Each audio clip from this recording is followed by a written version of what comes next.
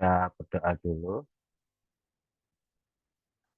Semoga bimbingan secara online ini, bimbingan secara online, dapat berjalan dengan lancar, dapat menjadikan kita paham apa yang kita bahas nanti, mempermudah dan memperlancar apa yang akan kita kerjakan dan kita rencanakan beberapa bulan ke depan, supaya kita mendapatkan hasil yang sesuai dengan keinginan kita, dan tidak ada yang tertinggal.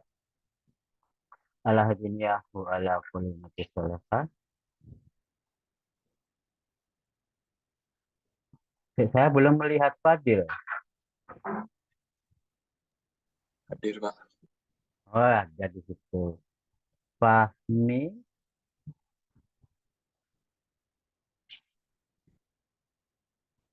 Fahmi kemana Fahmi? Nggak ada kabar ya. Nah, ini baru masuk. Kita tunggu.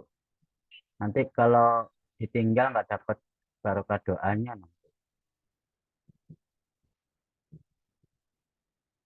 Ada yang masih kita tunggu, terutama tim utama, tim skripsi 2024. Lengkap ya, tim skripsi 2024. Lengkap itu artinya eh, tidak ada yang ditunggu lagi untuk masuk. Sudah, Pak.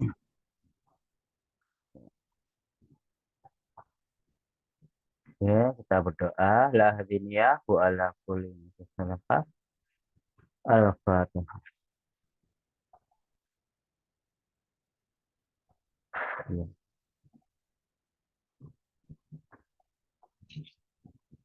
Amin amin ya rabbal alamin.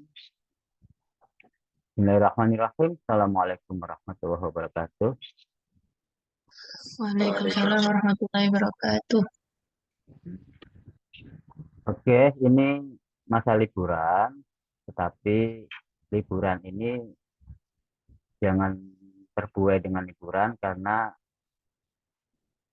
langkah besar di hadapan kita semester 7, karena itu untuk tugas kuliah 4 tahun terakhir, yang mana itu penulisan skripsi itu akan sangat menentukan keberhasilan kita dalam kuliah 4 tahun itu. Tanpa skripsi kita nggak ada apa-apanya.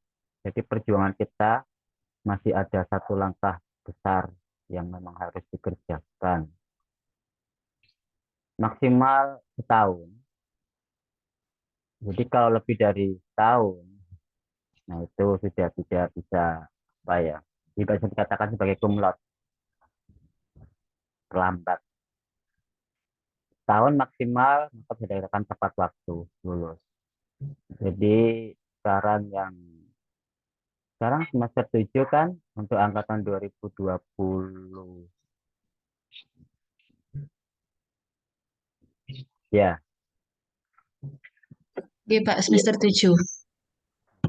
7. Jadi target kita maksimal setahun, tapi lebih cepat lebih baik.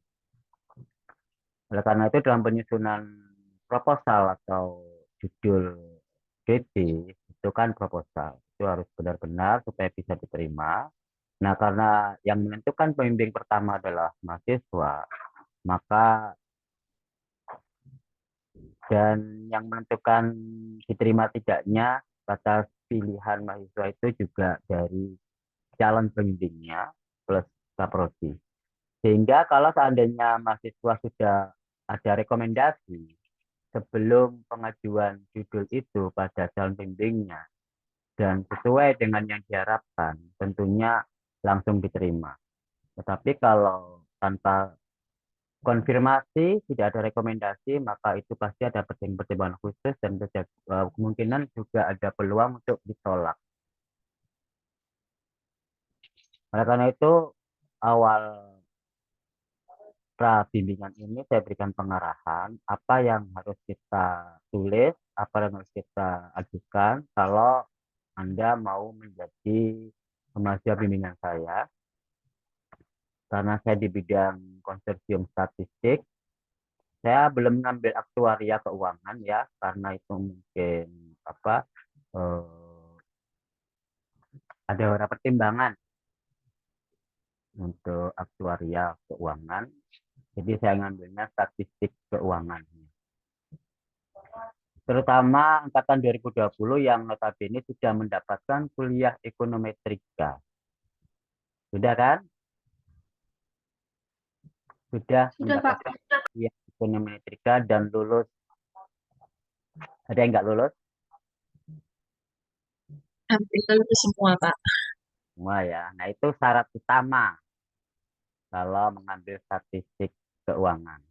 Karena kita utak-atiknya di ekonometrika. Karena kalau tidak ngambil di ekonometrika, Anda memaksa untuk ngambil statistik, khususnya regresi estimasi seperti itu, maka pasti akan terkendala pemahaman dan kena waktu ujian. Apalagi yang uji saya nanti. Dan kebetulan yang bimbingan saya nggak mungkin saya menguji waktu sidang. Saya membimbing saja di perjalanan. Oleh karena itu, di bimbingan itu disyaratkan harus memenuhi kuliah, lulus kuliah ekonometrika. Untuk pembahasan tema yang sudah saya tawarkan pada angkatan tahun ini, itu adalah regresi non-parametrik, tinggal melanjutkan dari angkatan kakak angkatan yang merupakan statistik keuangan juga, dan alhamdulillah lulus semua 6 orang itu satu tim tepat waktu, meskipun bimbingannya sudah lama tetapi tidak melebihi dari setahun. Oleh karena itu diharapkan dengan melanjutkan itu harusnya lebih cepat karena hanya melanjutkan, punya pegangan. Jadi non parametrik yang dilakukan di angkatan 2023 yang sudah lulus kemarin, bulan kemarin semuanya sudah lulus, itu non parametrik yang hanya satu variabel respon. Jadi hanya inflasi saja. Tetapi variabel bebasnya 3, yaitu jumlah uang beredar, tingkat suku bunga, dan satunya kurs mata uang asing. Sehingga untuk lanjutannya itu tentu ya makin tahun bertambah waktu otomatis peningkatan penelitian itu dituntut. Jangan makin mundur. Oleh karena itu, kalau kemarin satu variabel tak bebasnya atau respon, yaitu inflasi saja, maka lanjutannya harus lebih tinggi, jangan mundur. Kalau mundur pasti ditolak di prodi. Penelitian itu harus maju. Kita gunakan 2 variabel respon, atau Y-nya itu ada 2, satu Y2. Tetapi X-nya yang kita ambil cuma satu aja, nggak apa-apa. Jadi kita fokusnya di respon. 2 variabel Y. Tapi X-nya boleh 1. Sehingga kita harus mengambil data apa ya kira-kira keuangan itu yang bisa 2 respon. 2 respon itu harus saling berkaitan. Maka saya tetapkan yang kemarin menggunakan inflasi, kita tambahkan dengan kurs mata uang asing. Kalau kemarin itu kurs itu jadi variabel bebas. Dan jumlah uang beredar juga variabel bebas. Nah, ternyata dalam realitas jumlah uang beredar itu selain mempengaruhi inflasi, itu juga mempengaruhi nilai tukar mata uang. Jumlah uang beredar katakanlah di Indonesia, kalau misalkan semakin banyak uang yang beredar, otomatis nilai ekonominya kan rendah. Terjadilah inflasi rendah, defisit. Nah, kalau defisit rendah, rupiahnya nilainya rendah, otomatis yang mata uang asing, dolar katakanlah, kan tinggi. Jadi kalau misalkan sekarang 15.000 $1, bisa jadi kalau terjadi defisit, semua nggak akan menerima rupiah. Jadi pinginnya mata uang asing, katakanlah dolar. Jadi nilai tukar mata uang asing juga dipengaruhi oleh jumlah uang yang beredar. Dengan seperti itu, dengan pemikiran seperti itu, maka kita bisa menggunakan alasan bahwasannya jumlah uang beredar itu bisa mempengaruhi nilai mata uang, nilai tukar mata uang asing, selain mempengaruhi inflasi. Paham ya? Apa yang kita bicarakan itu tadi, itu masuk ke narasi latar belakang. Kenapa ada dua variabel respon? Dua variabel respon itu yang dipengaruhi oleh jumlah uang beredar. Itu juga saling berpengaruh simultan. Jadi begini, penelitian tahun kemarin itu kan inflasi dipengaruhi oleh nilai tukar mata uang asing, katakanlah rupiah terhadap dolar. Kalau dipengaruhi, berarti kan dua variabel kita antara inflasi dengan nilai tukar mata uang asing itu juga saling berkaitan, ada hubungan. Sehingga kita bisa menggunakan Y1 dipengaruhi oleh jumlah mata uang beredar, juga dipengaruhi oleh nilai tukar mata uang asing. Begitu juga sebaliknya, nilai tukar mata uang asing dipengaruhi oleh jumlah uang beredar. Jadi kalau saya gambarkan,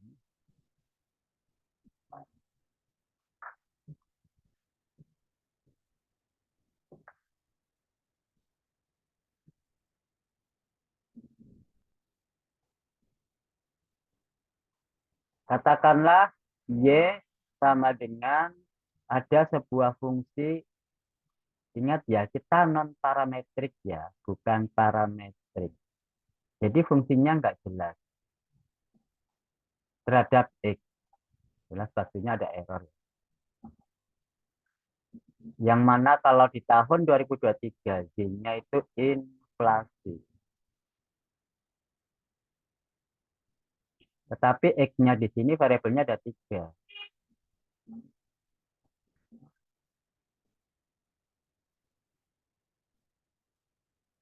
Itu tingkat suku bunga atau BI rate. Kemudian jumlah mata uang beredar atau CUB.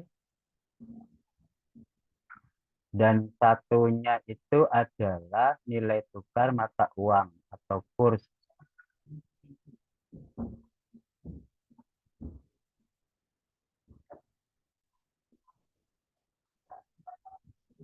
Ini yang non-parametrik di periode sebelumnya. Nah, sekarang ada peningkatan. Kita mau menggunakan modelnya ada Y1, ada Y2. Yang mana sama-sama non-parametrik dan variabel bebasnya sama, yaitu X. Tetapi X-nya siapa? X-nya kita tentukan satu aja, nggak usah 3. Siapakah X-nya itu? X-nya kita ambil cukup jumlah uang beredar. Yang mana Y1-nya itu adalah inflasi.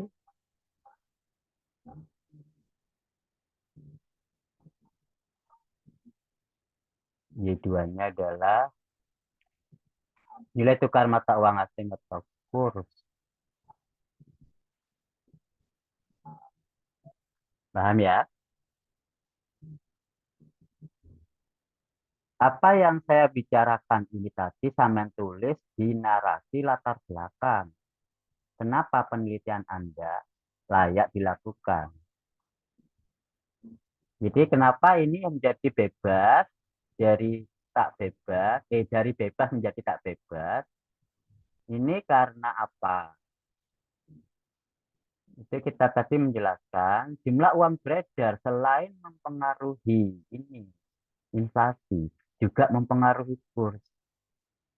Artinya apa? Ini kan terjadi apa ya multiko lah istilahnya di parametrik multiko. Kalau di parametrik itu kan Y sama dengan katakanlah ini beta satu. Kalau beta nol ada konstanta lah katakanlah beta nol plus beta satu X satu plus beta dua X dua. Kalau ada tiga variabel ya sampai 3 2 beta 3 X 3. Ini parametrik. Yang mana X1 ini BI rate, ini jumlah uang beredar, dan X3 adalah kurs. Kalau di parametrik, semua X ini nggak boleh ada multiko. Nggak boleh saling mempengaruhi. Harus saling benar-benar bebas. Itu di parametrik. Nah, padahal jumlah uang beredar, BI rate, kurs secara ekonomi, teori ekonomi itu mengatakan dan penelitian membuktikan ini saling berhubungan ini. Ya kan? Nilai tukar mata uang asing, jumlah uang beredar mempengaruhi. Tingkat suku bunga mempengaruhi mungkin sedikit atau bagaimana belum ada penelitian sudah juga mempengaruhi kurs. Karena ini penelitian tingkat suku bunga apakah mempengaruhi kurs ya? Ini baru banyak penelitian, maka kita nggak ngambil BI rate. Tapi jelas secara ekonomi jumlah uang beredar yang jelaskan tadi mempengaruhi kurs. Jadi nggak boleh di parametrik itu X2 dan X3 saling mempengaruhi. Ini berarti nggak saling bebas. Nggak boleh jadi variabel bebas. Di parametrik nggak boleh. Oleh karena itu, maka kita pakai model non-parametrik. Non-parametrik itu bebas aturan. Namanya aja non. Dia nggak punya parameter. Tidak harus multigo. Bebas aturan. Tidak ada uji parameter. Jadi konsep statistiknya malah lebih sederhana sedikit. Justru lebih mudah. Teorinya lebih mudah. Tapi kerjaannya nggak tahu ya. Kadang gini ya, setelah sebuah pekerjaan, kita punya banyak pengetahuan, aturan, semua sudah kita tahu, kita pelajari, dan kita paham. Apakah semua aturan itu kita lakukan itu akan mempermudah kita atau akan mempersulit kita? Jadi tergantung kita kan. Misalkan begini, sampean mau membuat sebuah masakan, menu. Menu itu punya aturan, takarannya sekian, lamanya sekian, banyak aturan kan, aturan memasak supaya enak maunya. Tapi sama-sama menunya, sama-sama aturannya. Tapi kalau orangnya beda yang melakukan, rasanya apakah dijamin sama? Tentu beda. Bisa jadi si A melakukan menu yang sama, dia akan mudah melakukannya. Tapi si B beda lagi. Ya merasa, waduh banyak aturan makin susah. Lebih baik suka-suka sendirilah. Aturan ini buat sendiri, ya gak ada aturan, gak ada yang nggak dapat doman. Bisa jadi masakannya lebih enak. Iya kan? Nah, inilah non-parametrik. Non-parametrik itu bebas aturan. Apa yang dilarang di sini? Multico dilarang. Kemudian heteroskedastis dilarang. Nggak normal dilarang. Asumsi klasik di parametrik ini semua aturan. Banyak aturan, males. Mending yang bebas aturan aja, non-parametrik. Kalau nggak mau aturan. Itu bebas, nggak ada aturan. Apakah hasilnya lebih baik dengan parametrik? Nah, itu kembali kepada data. Ada sebuah penelitian yang membandingkan antara parametrik dan non-parametrik. Ternyata hasilnya non-parametrik lebih unggul daripada parametrik. Ternyata betul. Teori mengatakan banyak aturan bisa jadi mempersusah. Memperketat itu kan bisa mempersusah, nggak bebas. Dengan kebebasan itulah mereka punya leluasa kekuasaan untuk mengatur sendiri, malah hasilnya lebih baik. Inilah kita gunakan non parameter. Sampai di sini barangkali ada yang mau ditanyakan.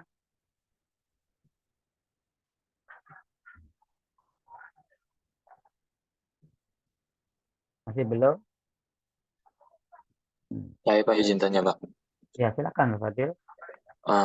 Mengulang yang tadi ya Pak, berarti nanti untuk variabelnya itu kita ada Y1, Y2 sama X1 aja berarti Pak. Betul. Ya. Untuk fungsinya dua ini berarti Pak. Iya, modelnya secara umum ini Y1, tapi kalau dibuat YI berarti ini ada YI dan T. Kita keuangan ya time series kita pakai T aja ya. Ini semua data time series ya. Inflasi kan tiap waktu ada perubahan.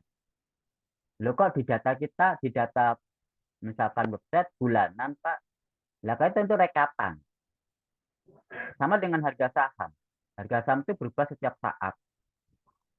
Tapi rekapannya di awal hari, di penutupan, nah itu rekapan. Diambil poin-poin. Termasuk jumlah uang beredar. Karena kalau melihat di website, jumlah uang beredar itu bukan tahunan, bulanan. Jadi Bank Indonesia mengedarkan uang itu bukan setahun sekali lebaran diedarkan keluar. Enggak, itu kan menurut kita, pengetahuan kita. Lebaran keluar uang baru cuma lebaran setahun sekali berarti. Padahal enggak. Itu setiap bulan diedarkan uang di Indonesia itu oleh Bank Indonesia. Diedarkan itu dalam mekanisme ekonomi ya, bukan diedarkan disebarkan gitu ya. Buraan nanti. Jumlah uang beredar di Indonesia oleh Bank Indonesia. Diedarkan setiap bulan itu berapa nominalnya. Itu harus diatur oleh pemerintahan. Kalau semakin banyak uang beredar, nanti nilai ekonominya rendah. Semua barang murah. Tetapi kalau uang beredarnya sedikit, waduh serba mahal nanti. Orang nggak punya uang tabungan rupiah, punyanya dolar. Iya kan? Itulah terjadi inflasi tinggi. Artinya ini sangat berhubungan, sangat berkaitan. Tiga variabel time series ini antara jumlah uang beredar, nilai tukar mata uang asing, dan inflasi. Oke, saya lanjutkan tadi. Ini YIT sama dengan F X T plus error ke T. Nah, ini ada indeksnya, berarti ini skala. Kalau ini tidak ada indeks, itu matriks. Ya. Y1 itu isinya ini. Y1, 1, Y1, 2. Jadi inflasi pertama, inflasi kedua, sampai inflasi ke N. Y1, N. I-nya sekarang ganti 2. Berarti Y2, 1, Y2. Ini Y ini 2. Ini adalah nilai kurs, nilai tukar mata uang asing. Sampai YN dengan waktu yang sama. Sedangkan XT ya cuma X1 sampai XN. Siapa itu? Jumlah uang beredar. Dengan waktu yang sama sampai N. Jadi I kita itu cuma 2, 1 dan 2. Karena ada 2 variabel Y. X-nya kok nggak ada I? Karena cuma satu-satunya. Cuma T aja. Kalau di angkatan sebelumnya yang kemarin, itu mereka pakai indeks I ya, bukan T. Karena cuma satu variabel. Nah, sekarang kita ada 2 variabel, I-nya itu adalah waktu, I-nya itu I-nya waktu. I itu banyak variabel, T-nya itu waktu karena time series kita gunakan pakatan T. Jadi kalau ngopi dari apa? Kakak kelas, kakak angkatan, kakak tingkat, apa istilahnya cutting ya. Kakak tingkat itu harus diteliti. Mereka menggunakan I, kamu rubah jadi T. Karena kita T itu biasanya di time series itu variabel waktu itu T. Kalau I itu macamnya. Jadi T itu waktu, mulai dari waktu pertama, kedua, sampai waktu terakhir adalah eh, ini boleh kita pakai N. Waktu terakhir N. Tapi I-nya cuma ada dua variabel, yaitu satu dan dua. Selesai.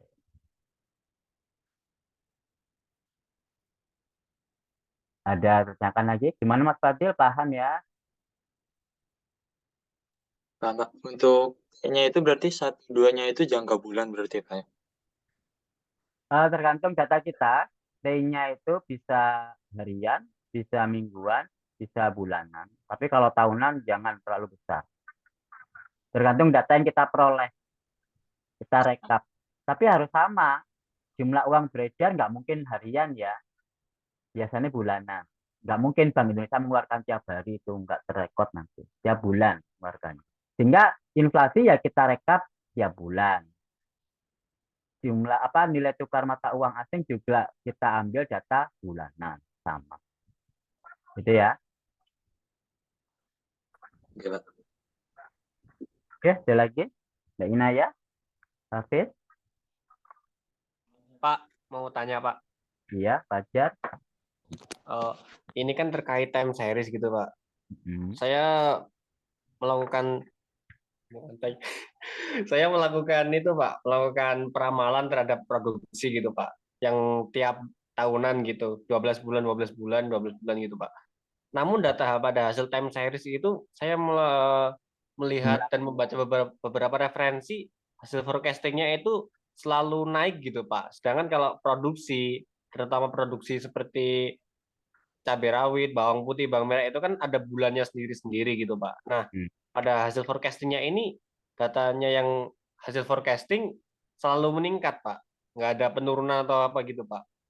Ya, terus Nah, pertanyaannya. itu yang menjadi permasalahan tuh bagaimana gitu Pak? Kok tidak seperti pattern pada data, pada grafik yang tertera gitu Pak? Ya, oke. Ini saya hapus dulu, saya menjelaskan pakai gambar. Jadi kita lihat pola datanya dulu. Pola data real. Maka data kita harus di scatter plot. Ini waktu. Ini katakanlah apa tadi? Jumlah lombok. Produksi lombok. Apa itu? Produksi cabai gitu. Produksi cabai. Ya, jumlah produksi cabai itu kan diskrit ya.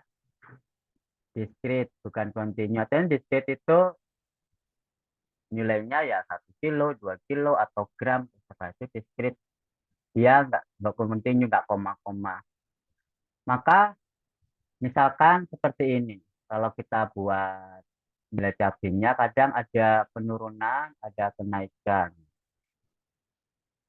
Ini namanya scatter plot dalam time series waktunya. Mungkin naik karena waktu panen, turut karena paceklik dan seterusnya, gitu kan? Dasar ya. Ternyata Mas Fajar Putih membaca ada penelitian yang mungkin kalau diregresikan pakai pakai apa Mas? Parametrik ya. Parametrik time series ya. Model regresi time series ya. Menggunakan model ARIMA gitu Pak. Saya pakai model ARIMA kok hasil forecast-nya selalu meningkat. Coba kalau pakai exponential smoothing gitu hampir mirip seperti pattern gitu. Ah, oke. Sekarang gini, kalau Arima, Arima itu model time series parametrik ya, Arima. Arima itu hanya ada satu variabel dan itu keterangannya, misalkan Arima satu, Arima pakai Arima satu itu beta YI sama dengan beta nol plus beta satu YI min satu. Ini Arima satu. R1 ya. Kita pakai yang sederhana aja R1. Jadi hanya leg 1. Hanya satu periode mempengaruhi periode selanjutnya. Jadi ini dipengaruhi sebelumnya, ini dipengaruhi sebelumnya. Nah, kalau menggunakan model ini ternyata hasilnya menaik trennya. Berarti yang salah apa? Yang salah modelnya. Ya, kita harus tahu kesalahan ngambil model karena nggak didasari teori realitanya.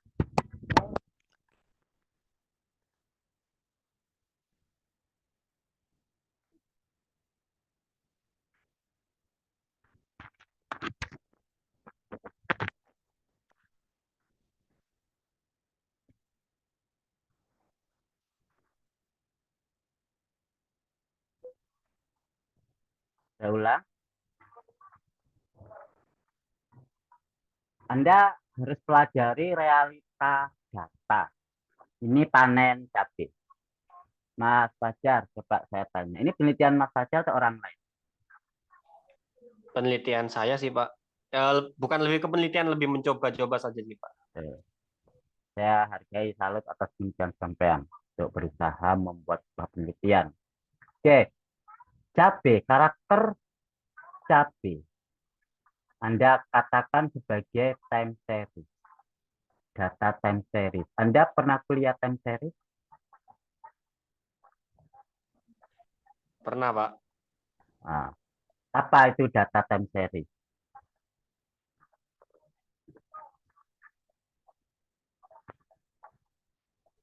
Data yang dilihat bisa data yang dari masa lampau gitu, Pak. Kita Nah, melihat pergerakan data dari masa lampau. jadi pergerakannya itu dipengaruhi oleh masa-masa lampaunya kan. G. Sekarang begini Mas, produksi panen cabai. Apakah produksi panen cabai sekarang ini pakai bulanan, tahunan, harian, atau mingguan? Per bulan, Pak. Jadi 1 tahun 12 bulan gitu. Bulan. Apakah produksi bulan sekarang dipengaruhi oleh produksi bulan kemarin?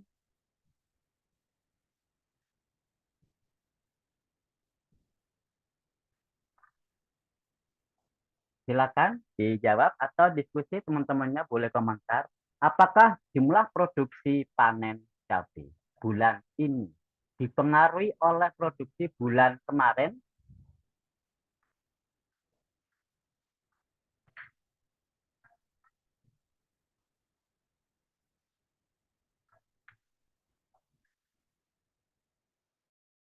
Kayaknya tidak, Pak. Kayaknya tidak, Pak. Dipengaruhi iklim. Iya, ya. Puas. Kenapa tidak, Mas? Karena kan seperti itu kan musiman, Pak. Berarti kalau musim hujan nanti produksinya segini, terus kalau musim panas segini gitu. Kalau sepahaman saya begitu. Oke. Jadi panen itu nggak dipengaruhi oleh panen bulan tahun atau bulan kemarin. Panen itu dipengaruhi cuaca, pupuk, tanah, dan seterusnya kan? Ya. Halo? Iya, Pak. Nah, kalau Anda tahu realitas seperti itu, panen sekarang itu nggak dipengaruhi. Coba tanya ke petani. Panennya itu dipengaruhi nggak bulan kemarin atau panen tahun kemarin atau bulan kemarin? Tidak bilangnya. Dipengaruhi oleh pupuk, dipengaruhi oleh cuaca, tanah, bibit, dan seterusnya. Nah, kalau udah tahu seperti itu, Anda ya nggak boleh ngambil data panen Lombok untuk model Arima, karena itu bukan data time series. Jadi yang salah apa? Data diterapkan ke model nggak nyambung. Salahnya di teorinya. Hasilnya yang nggak begitu. Hasilnya dipaksakan bisa cocok yang nggak bisa. Nggak nyambung antara model dengan data. Karakter data nggak nyambung dengan teorinya model. Bisa dipahami Mas Fajar?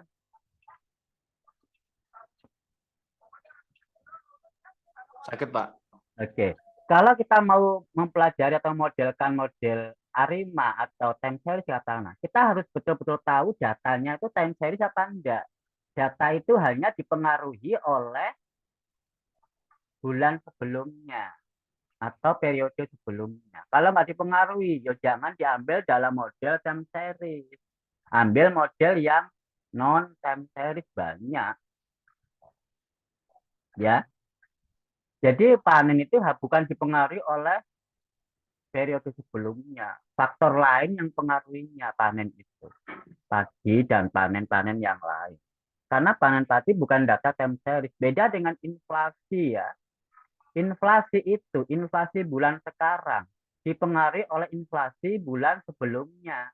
Ekonomi mengatakan begitu, dipengaruhi oleh bulan-bulan sebelumnya, termasuk nilai tukar mata uang asing dan jumlah uang beredar.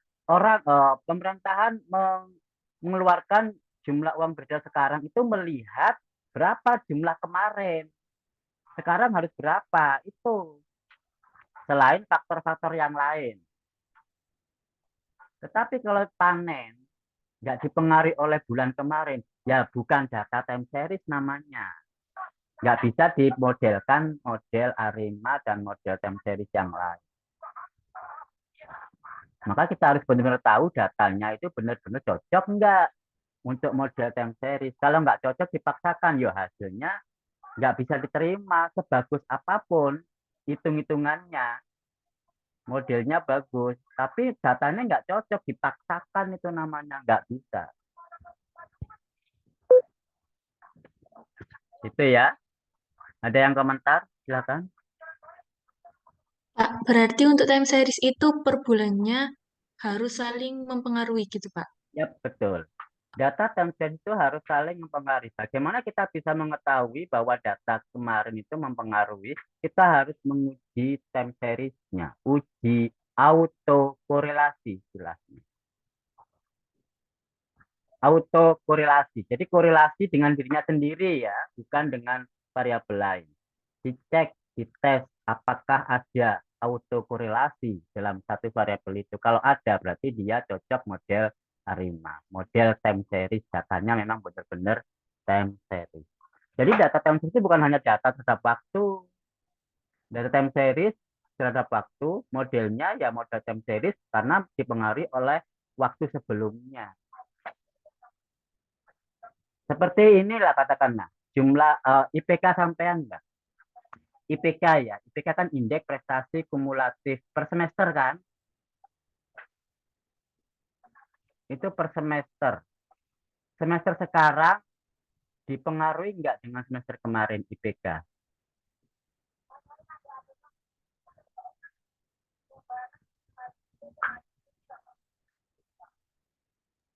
Dipengaruhi, Pak. Bagaimana kok bisa dipengaruhi penjelasannya? Soalnya kalau eh, IPK semester kemarin itu katakanlah naik, tapi karena kurangnya belajar, jadi IPK semester ini turun. Nah, kan kemarin karena kurangnya belajar berarti ada faktor belajar dong, bukan faktor IPK kemarin dong. Faktor yang mempengaruhi kurang belajar, bukan karena IPK kemarin naik. Karena kurang belajar itu yang pengaruhi. Bukan karena IPK kemarin naik, Berarti tidak mempengaruhi, Pak. yang mengaruhi. Yang lain silakan komentar.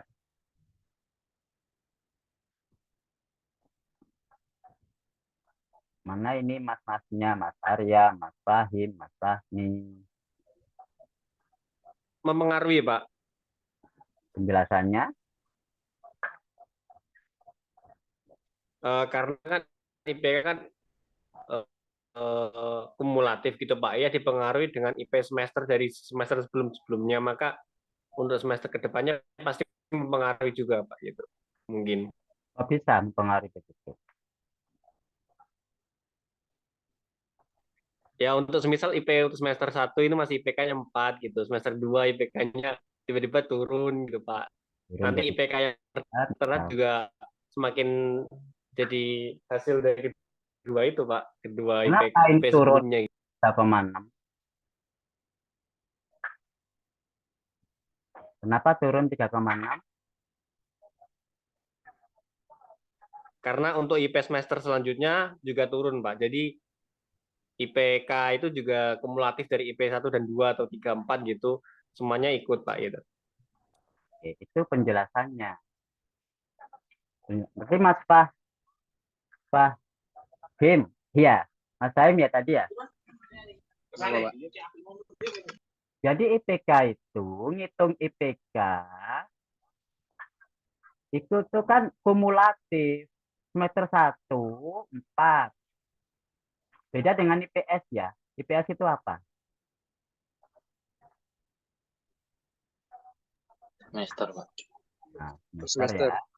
Jadi IPK dengan IPS itu beda. Kalau IPK itu indeks kumulatif. Jadi kalau IPS indeks semester. Nah, kalau indeks kumulatif itu kan dihitung dari semester sebelumnya. Kenapa dihitung dari semester sebelumnya?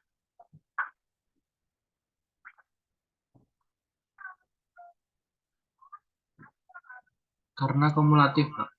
Soalnya kumulatif, Pak, dikalkulasi semua. Ya.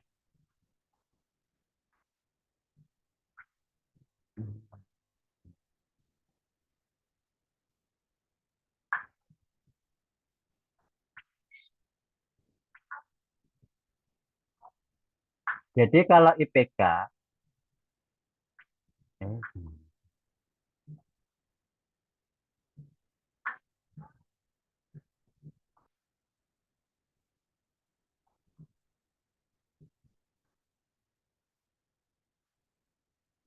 jadi kalau IPK itu kumulatif semester kemarin katakanlah 4.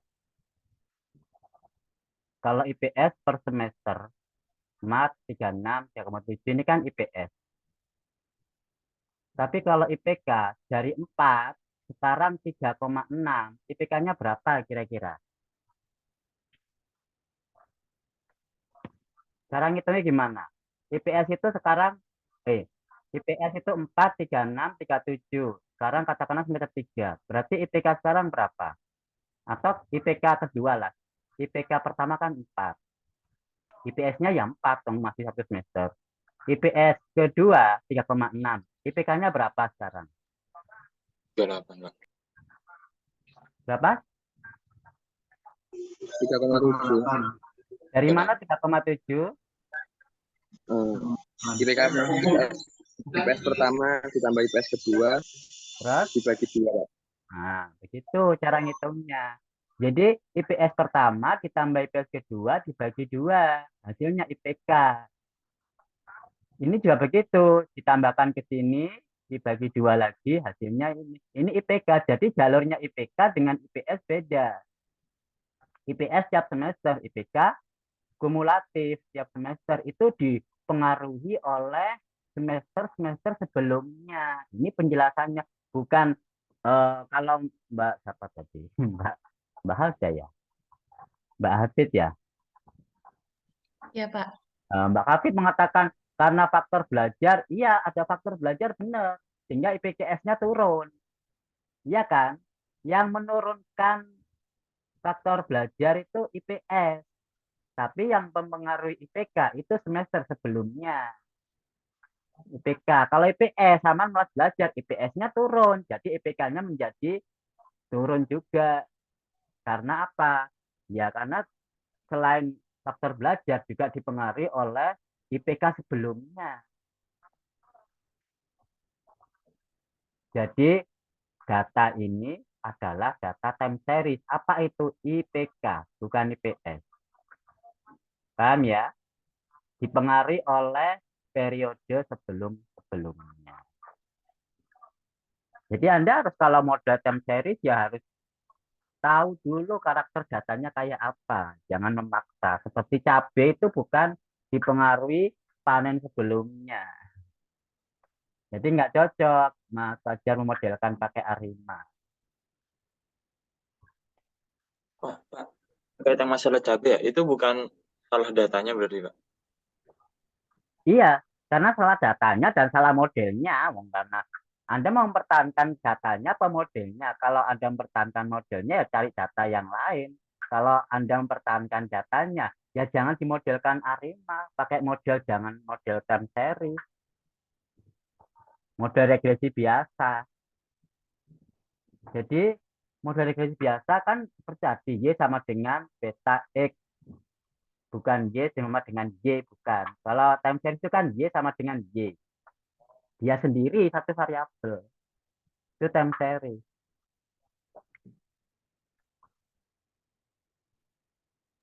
Oke, Pak, lanjut. mau tanya Pak. Yap. Tadi kan dikatakan jika panen bukan itu metode bukan menggunakan metode ARIMA karena beda model dan beda data. Kalau semisal nih Pak, harga di pasar itu kan juga dipengaruhi oleh panen-panen sebelumnya. Jika panen sebelumnya itu kecil, kan jelas kebutuhan pasar kan banyak gitu Pak. Kan pasti harga nih naik. Apakah itu bisa dikatakan data time series Pak? Harga di pasar dipengaruhi oleh panen sebelumnya. Semisal tadi kan berkaitan terhadap harga cabai rawit. Nah, pada Cabai. semisal panen bulan ini ternyata tidak memenuhi kebutuhan di pasar gitu kan, tidak memenuhi kuota di pasar, terus kan kemungkinan harganya bisa meningkat mungkin Rp500 atau berapa gitu. Apakah itu kan juga dipengaruhi oleh harga panen? Apakah itu bisa dikatakan data time series? Panen saat ini atau saat sebelumnya? Bisa bisa juga bisa juga untuk bulan sebelumnya juga mungkin bisa Pak gitu. Kok Semisal bisa? kan mungkin Pak. Ya mungkin kok bisa. Mungkin itu harus rasional. Alasannya apa? Kok mungkin? Mungkin pada panen bulan lalu masih tersisa Oh, gitu. masih ada, terus dijual lagi. Ya, Tapi panennya kan akumulasi, bukan panen sekarang aja yang dijual. Iya kan? yeah. Nah, kalau panennya akumulasi, bukan panen sekarang, berarti panennya itu adalah panen tumpukan dari sebelum-sebelumnya harganya. Berarti itu adalah stok barang, bukan stok panen. Kalau cuma panen ini yang dijual, harganya pakai itu, yang kemarin sudah basi, nggak bisa dipakai, nggak dijual karena nggak bisa diakumulasi, maka itu ya bukan time series. Tapi kalau panennya itu stok beda dengan panen kan. Stok itu ya yang minggu lalu masih ada dijual lagi masih bisa seperti beras, oke. Kalau memungkinkan digabung dengan panen sekarang asalkan beras nggak basi. Tapi kalau kalau lombok bisa jadi basi ya dicampur dengan panen sekarang ya. Mau nggak dicampur dengan busuk-busuk dengan panen sekarang orang yang beli pasti nggak mau. Harganya beda, pasti dipisahkan. Oleh karena itu, eh, lihat karakter datanya. Apakah akumulasinya itu memungkinkan apa tidak. Kalau akumulasi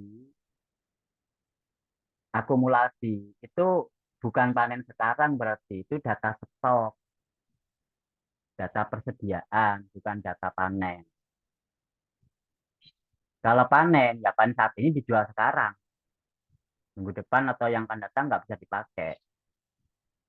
Jadi harganya berdasarkan persediaan, bukan berdasarkan panen boleh, tapi panen sekarang dengan panen kemarin ini di sisanya atau mungkin masih ada ditambahkannya akumulasi ini persediaan. Paham?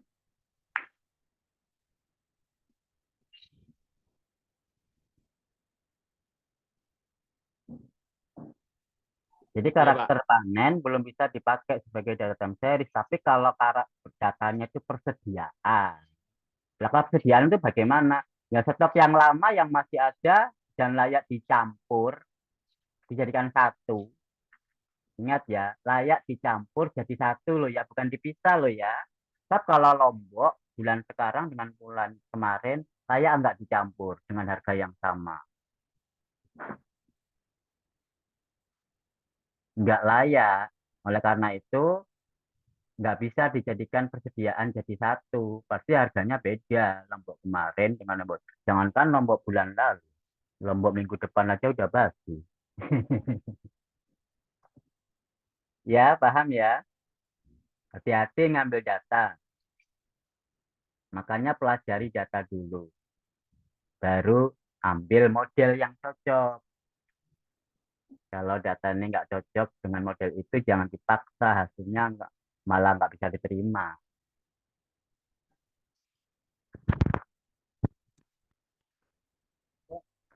coba Bluetooth iki tak nyantol. Eh, Pak, Pak izin bertanya, Pak. Nyantol belas. Ya apa nyantol nih rano kantoran.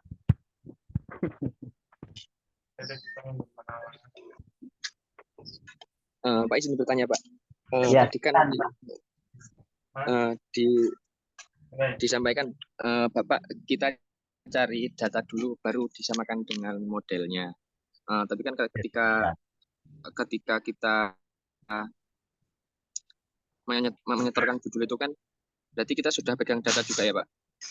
Sebenarnya bukan pegang datanya, karakter dari data. Karakter teorinya dari data.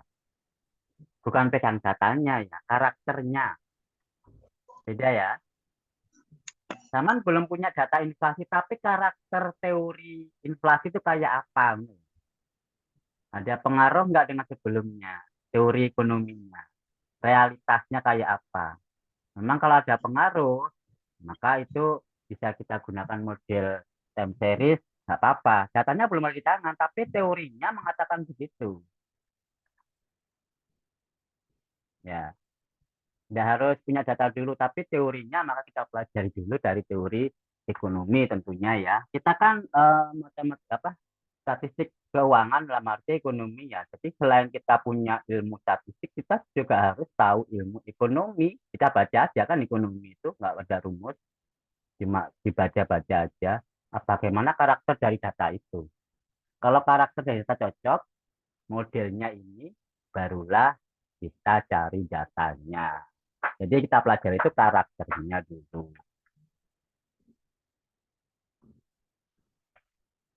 Paham ya, Fahim? Iya, Pak. Jadi untuk dipelajari karakter modelnya dulu. Kan teori ekonomi dibaca aja kan, nggak ada kuliahnya, cuma dibaca aja dari digital informasi kan banyak. Yang lain Baik, silakan. Pak, mau tanya Pak. Ya, silakan Arya. Biasanya kan data itu satuannya beda-beda ya Pak. Kayak semisal inflasi itu datanya persentase. Terus uang beredar itu mungkin rupiah. Ya. Nah itu gimana Pak? Disamakan dulu atau gimana? Satuan ya. Ya. Iya Pak, satuannya kan beda. Satuan bisa disamakan nggak?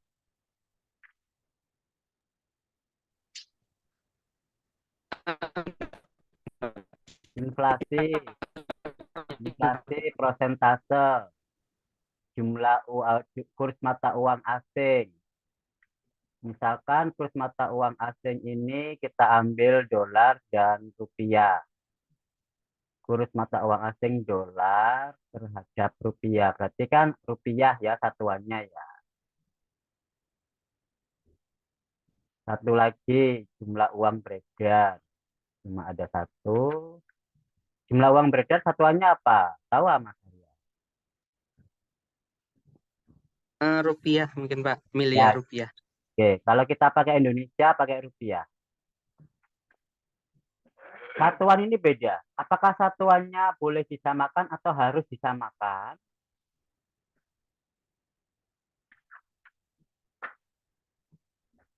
Silakan komentar.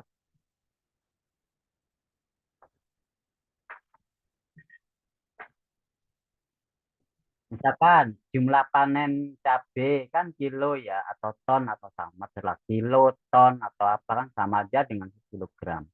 Kemudian apa? Harga harga pupuk rupiah.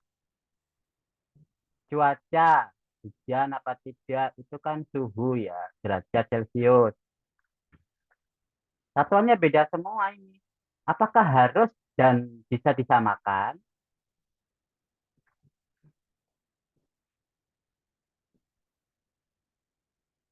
Silakan komentar.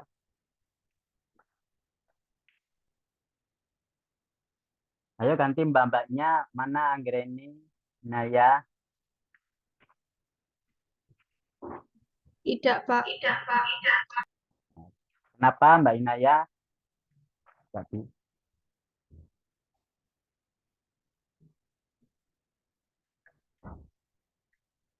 Kenapa kok tidak?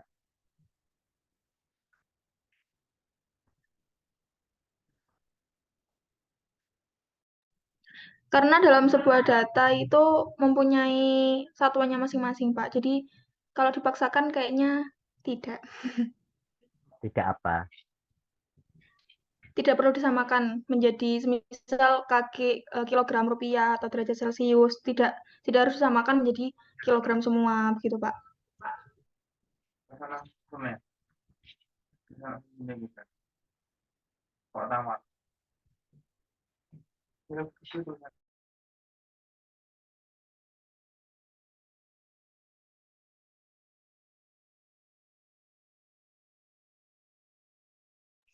Jadi seperti ini satuannya beda, tidak perlu disamakan itu alasannya Mbak Inaya tadi kenapa tidak bisa atau tidak perlu. Kalau tidak bisa berarti kan tidak perlu, tapi kalau tidak perlu bisa nggak disamakan.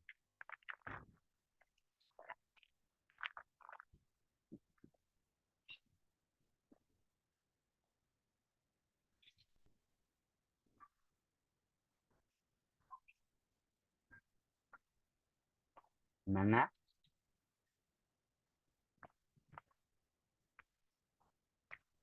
Seperti tadi IPK IPK semester kemarin, IPS semester kemarin, IPK semester kemarin, kemudian faktor lainnya belajar. Belajar itu kan satuannya beda. Apakah perlu disamakan? Kalau bilangnya tadi bilang nggak perlu. Tapi apakah bisa disamakan? Bisa dengan perlu itu beda ya.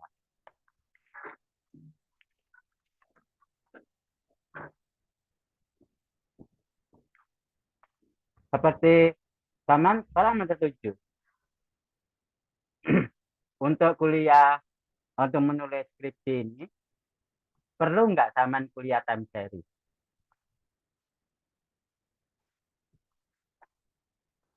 Jawabnya gimana Mbak Halda?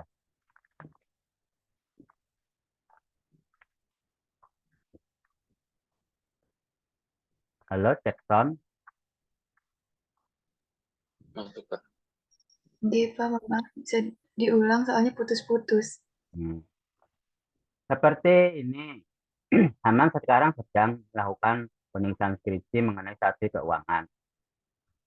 Haman sudah kuliah ekonometri. Terus pertanyaannya, perlu enggak sampean kuliah time series? Atau mungkin kuliah-kuliah yang lain? Perlu enggak?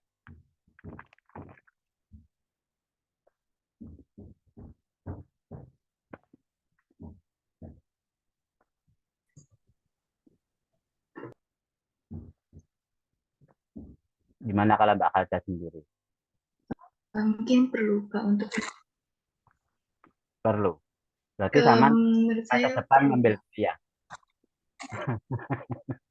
Oh, Masa depan masih kuliah. Iya. berarti nggak perlu. Kenapa nggak perlu? Enggak Pak. Kenapa nggak perlu?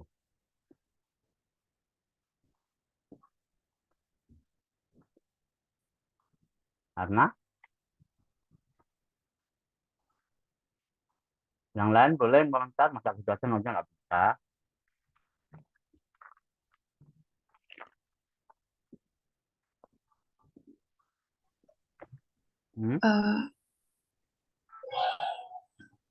Memang nggak Itu perlu Pak, kuliah kan time sudah series. melakukan kuliah ekonomi juga. Apakah di ekonomi itu dijelaskan time series?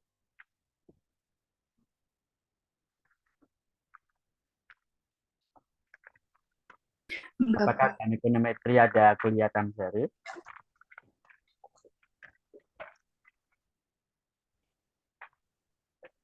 Tidak Pak. Tidak. Berarti perlu nggak? Tidak perlu Pak. Padahal ini modelnya time series. Datanya time series. Tapi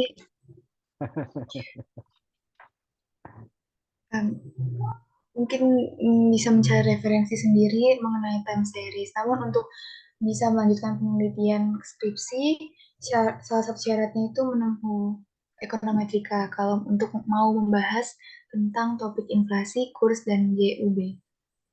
Sedikit yang saya tahu seperti itu. Jadi perlu ya, perlu time series-nya, cuman tidak perlu kuliahnya.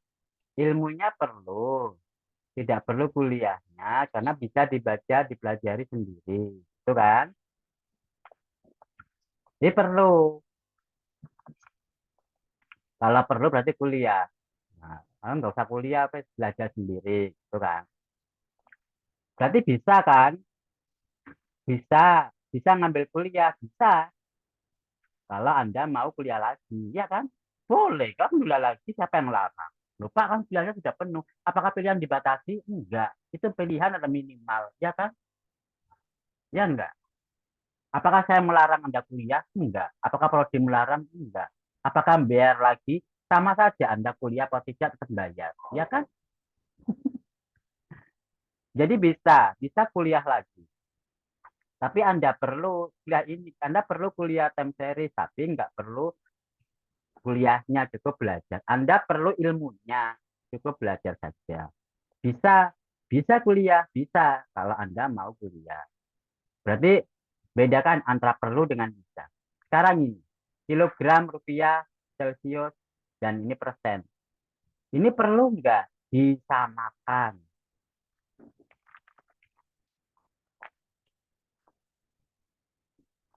Kalau pertanyaan perlu masih bingung, bisa nggak disamakan?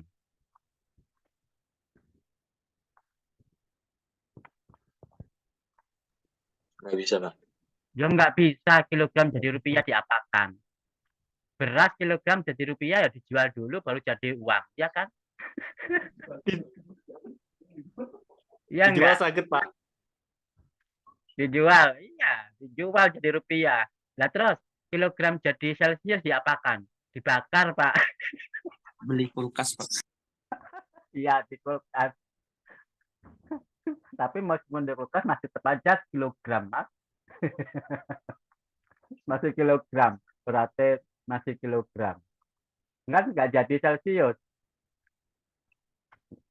Jadi apa? Ini tuh bukan tidak perlu, karena nggak bisa disamakan. Lo nggak bisa mau perlu diapakan dipaksa? Ya nggak bisa. Tapi perlu Pak. Nggak bisa kok dipaksakan. Perlu zaman, tapi nggak bisa. Seperti semester sekarang, katakanlah semester mentok itu semester berapa ya? 14 ya.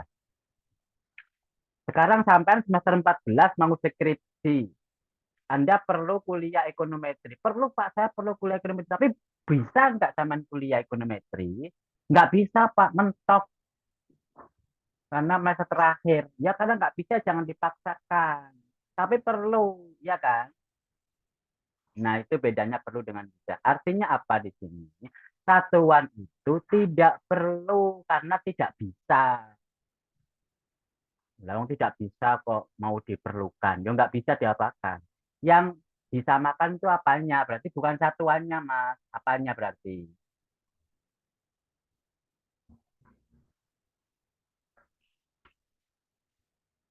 Apanya?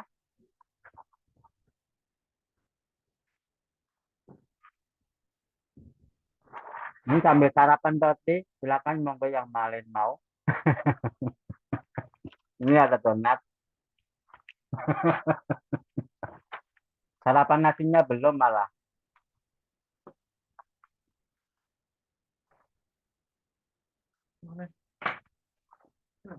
Apa yang perlu disamakan? Bukan satuannya, tapi apanya? Kan satuannya nggak dihitung toh. Yang dihitung apanya? Skalanya berarti, Pak. Apa Mas Adil? Skalanya. Skala. Skalanya yang perlu disamakan. Kenapa?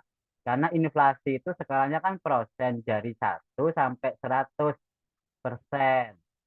Kurs mata uang asing dari 0 sampai berapa rupiah, tak terbatas, ya kan? Jumlah uang beredar dari 0 sampai tak terbatas. Nah, ini skalanya beda. Ini bisa triliunan, Ini mungkin masih puluhan ribu, ya kan? Ini sampai 100 saja. Nanti skalanya ini beda. Nah, skalanya ini perlu disamakan. Penyamaan skala istilahnya apa? Rescaling dalam bahasa Inggris. Pakai C kalau bahasa Inggris. Rescaling, skala ulang. Jadi skalanya yang disamakan. Paham ya? Oh, temennya paham. Pak, berarti kalau untuk penyamaan skala ini kita harus membatasi skalanya berarti Pak? Bukan membatasi, maksudnya Gimana, Pak Del? bentuk skala ini. Kenapa? Kita perlu membagi, mengelompokkan. Rescaling itu ada rumusnya. Jadi rescaling itu nanti skalanya akan sama semua. Berapa intervalnya. Jadi skala ini akan dimasukkan ke skala ini. Skalanya semua sama. Nanti ada rumusnya di teori itu.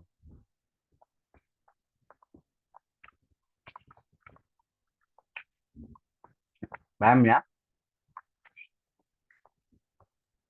Berarti untuk menyamakan skalanya itu nanti kita menghitungnya pakai itu Pak? Ya, ada rumus. Ada rumusnya. Oke. Bukan normalisasi ya. Tapi rescaling ini adalah istilahnya standarisasi. Bukan normalisasi. Kalau normalisasi menjadikan dia normal. Inflasi itu nggak normal. Kurs mata uang asing juga nggak normal. Normal itu kan bentuknya begini. Kalau panen tadi normal. Panen bulan ini dalam setahun. Mungkin bulan depan puncaknya naik. Asalnya juga turun. Itu normal dia karena panen realitas alam. Tapi kalau inflasi nggak pernah ada kenormalan. Masa inflasi naik turun? Oh normal itu ya nggak normal malah inflasi turun. Iya kan? Ya itu namanya memang dia bukan distribusinya normal. Inflasi jangan dinormalkan. Memang sudah karakternya dia nggak normal. Ya jumlah uang beredar, kurs itu kan trennya menaik terus. Ini normal naik kurs itu makin lama makin tinggi. Kalau dikatakan menurun, nggak normal malah dia. Karena bukan karakter kurs mata uang asing kalau turun. Silakan, ada pertanyaan lagi.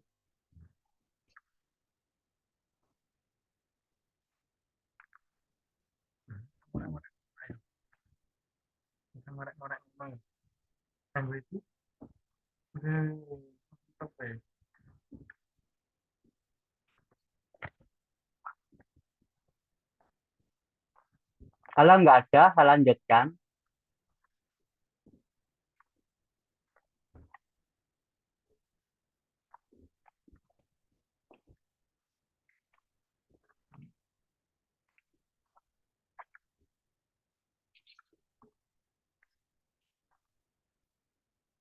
Kita pahami dulu teorinya. Analisis regresi. Analisis regresi itu dalam statistik dibagi menjadi 3. Parametrik kalau berdasarkan bentuk kurva. Parametrik itu berarti setelah datanya kita plot, itu punya pola. Kalau seperti ini plotnya berarti dia plotnya tren menaik. Atau mungkin trennya kuadratik, naik turun. Itu pola namanya. Ini parametrik. Tetapi kalau datanya acak, nggak jelas, naik apa turun, dan nggak punya tren naik, itu baru dia masuk ke non parametrik, pola ini nggak jelas. Kalau dicampur, jadilah semi parametrik biar kakak, oh bukan kakak ya, adik kelasnya ada di sini, adik tingkat, Tidak ada, Pak. Ini tuh angkatan semua nggak sih, Pak? Satu angkatan semua. oh satu Kan di angkatan. Ya kan saya di- share itu di kuliah Medpen kan, Medpen ada adik tingkat toh. Tidak ada, Pak. Medpen? Medpen itu semua statistika, Pak. Jadi angkatan statistika angkatan 2020, Pak. Yang Wildan itu ikut Medpen kan? Yang ada adik tingkatnya itu matematika ekonomi, Pak.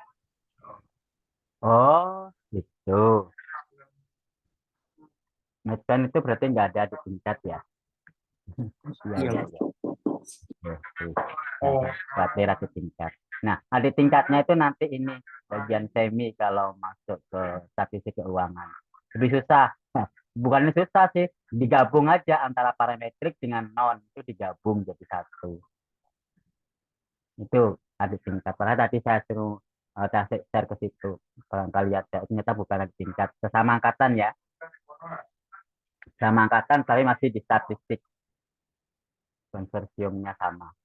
Ya nggak apa-apa. Nah, sekarang kita ngambil jalur non parametrik. Di non parametrik itu ada 3 data. Jenis data cross section. Cross section itu gabungan antara time series dengan longitudinal.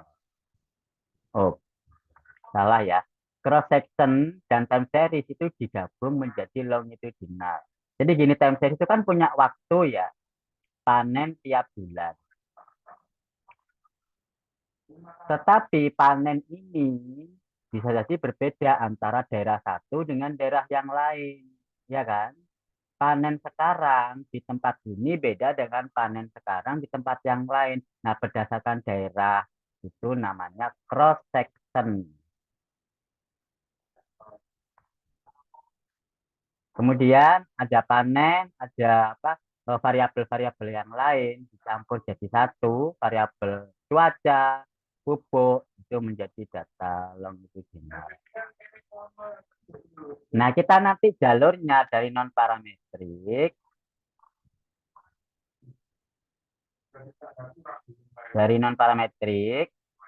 ke time series ke direspon. Time series saja kita datanya. Jadi nggak menyangkut daerah, hanya menyangkut waktu. Karena inflasi di Indonesia kan cuma ada satu. Nggak ada inflasi Jawa Timur, inflasi Jawa Tengah. Nggak ada kan? Termasuk nilai tukar mata uang asing. Ya satu-satunya data ya itu. Nggak ada nilai tukar mata uang asing di Jawa Timur beda dengan Jawa Barat. Nggak ada. Itu data time series. Termasuk jumlah uang beredar di Indonesia cuma satu. Nggak ada jumlah uang beredar di Indonesia beda-beda di tiap daerah. Nggak.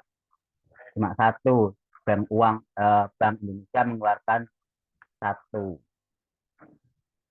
Jadi time series, nah modelnya banyak respon, kita punya 2.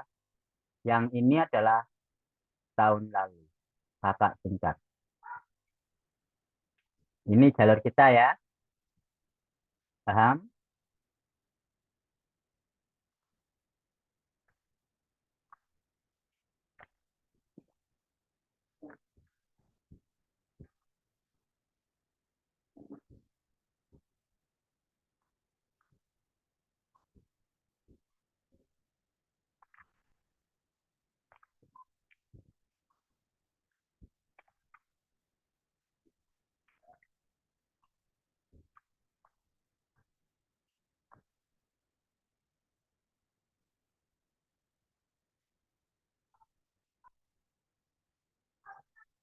Saya perlihatkan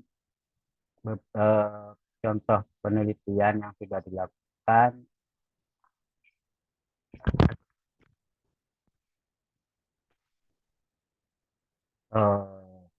Ini contoh yang sudah saya share di kuliah Medpen ya.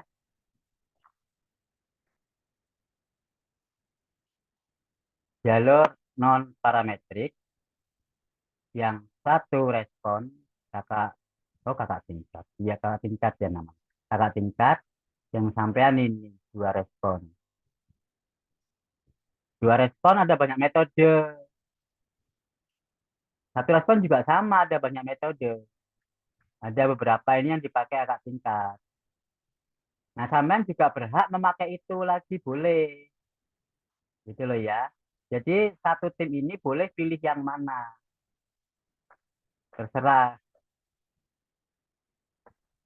Terus dicari referensinya yang pakai polinomial siapa saja penelitian sebelumnya.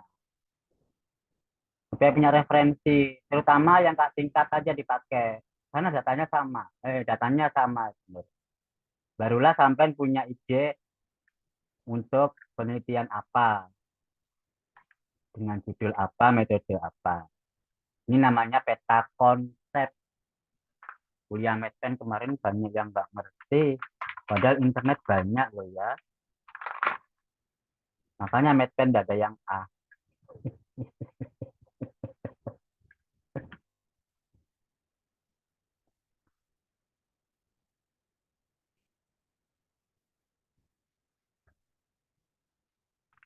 Paham ya? Nah, ini dinerasikan, dibuat kata-kata, ditulis di latar belakang.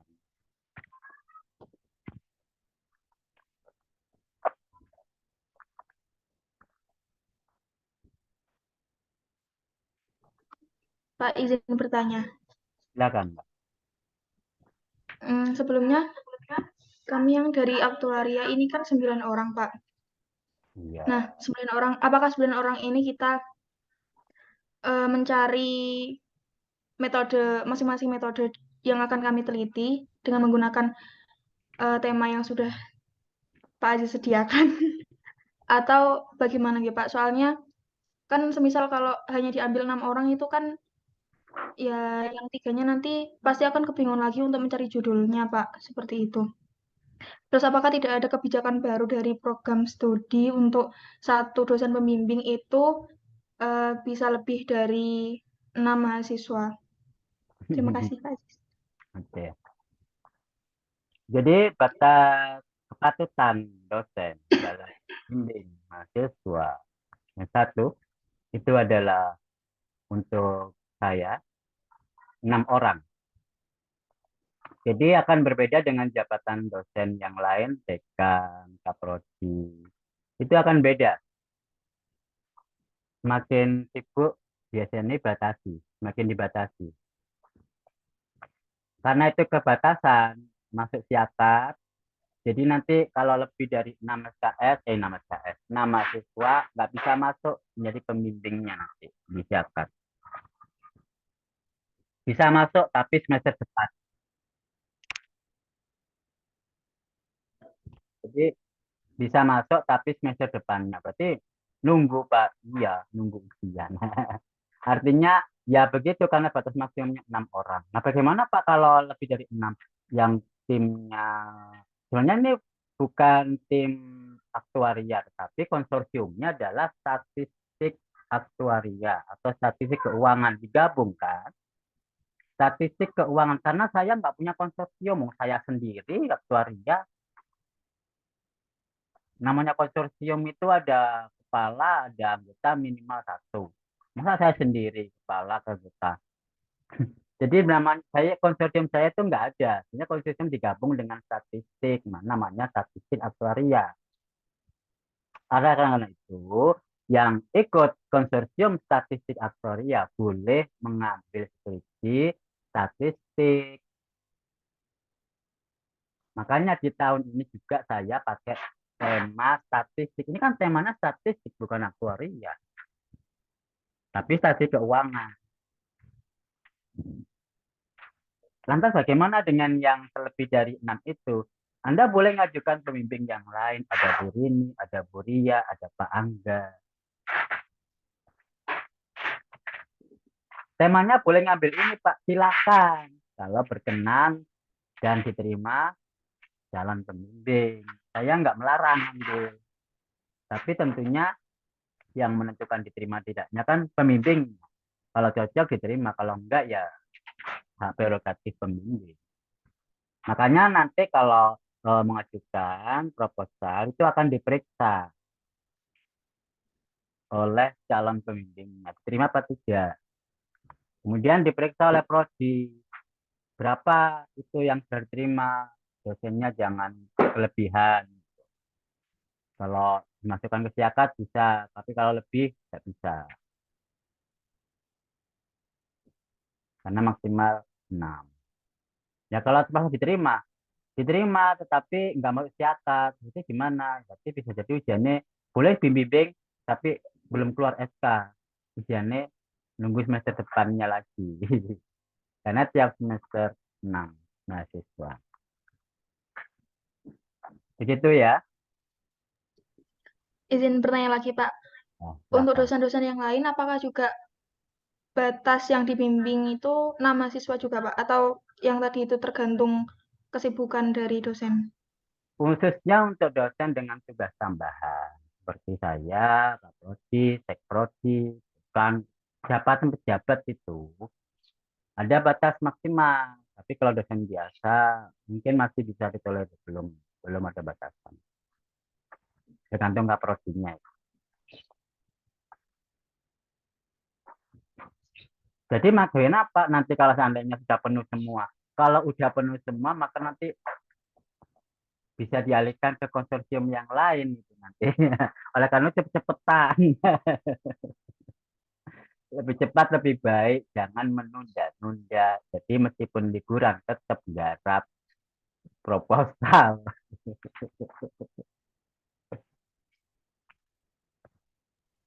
Pak izin bertanya lagi.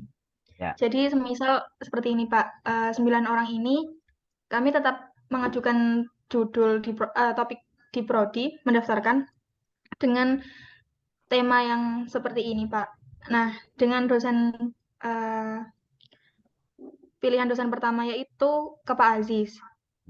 Nah, itu untuk pemilihannya yang diterima itu mahasiswa yang seperti apa Pak? Kan soalnya kan kita Kan temanya mahasiswa sama-sama apa? yang Tapi saya diberikan dari lihat Pak Aziz Pak. proposalnya. Saya nggak melihat mahasiswanya, saya melihat proposalnya kan. Saya lihat proposalnya api apa enggak. Itu yang saya lihat. Kalau api diterima, saya ngambil 6.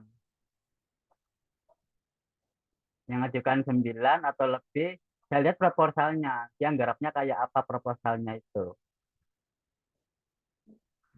Kalau diterima ya saya ambil. Kalau enggak ya bisa dialihkan oleh kaprodi yang lain. Nah Pak, yang 3 orang itu apakah nanti, kan Pak Aziz kan sudah menerima 6 mahasiswa. Nah, 3-nya itu apakah nanti langsung dialihkan ke dosen pembimbing yang lain atau kita mulai dari nol Pak, mengajukan Nah, ulang jadi, dan ya kalau seperti itu. kaprodi dialihkan ke yang lain, itu kan ada pengumumannya. Pengumumannya itu pertama bisa dialihkan ke yang lain dengan catatan pembimbing yang lain itu minta direvisi. Jadi ada revisi. Revisi judul bisa jadi. Mahasiswa juga boleh menolak. Kan itu diusulkan. Kaprodi memetakan ke dosen ini, tapi dosennya minta diganti. Sama mau merevisi apa tidak. Maka diusulkan lagi. Karena bimbingnya udah dikasih itu, tapi pembimbingnya minta diganti ini dan seterusnya. Itu direvisi. Kalau misalkan tidak diterima, tetap tetap nggak mau bimbing itu, boleh ngajukan lagi ke bimbing yang lain. Tapi serat dengan judul yang lain. Jangan judulnya ditolak dan nggak mau direvisi, terus ngajukan yang sama, yo tetap aja ditolak karena udah tahu kan oleh kapalnya diajukan lagi. Diajukan itu kalau sudah direvisi. Pak Oke, izin tanya Pak. ya Fadil. Untuk yang dosen pembimbing dialihkan ini itu rekomendasi dari dosen yang diajukan atau keputusan Nah, prodi Pak? Atau begini. Kita kan punya konsorsium keahlian. Jadi semua proposal atau judul yang masuk itu diberikan kepada ketua konsorsiumnya. Setelah ketua konsorsium mereka, kemudian dipilah-pilah siapa yang mengajukan ini, ngajukan ini, baru diberikan kepada dosennya. Dosennya akan memilih dan memeriksa proposal siapa yang diterima, yang ditolak diterima, kemudian diberikan lagi kepada ketua konsorsium.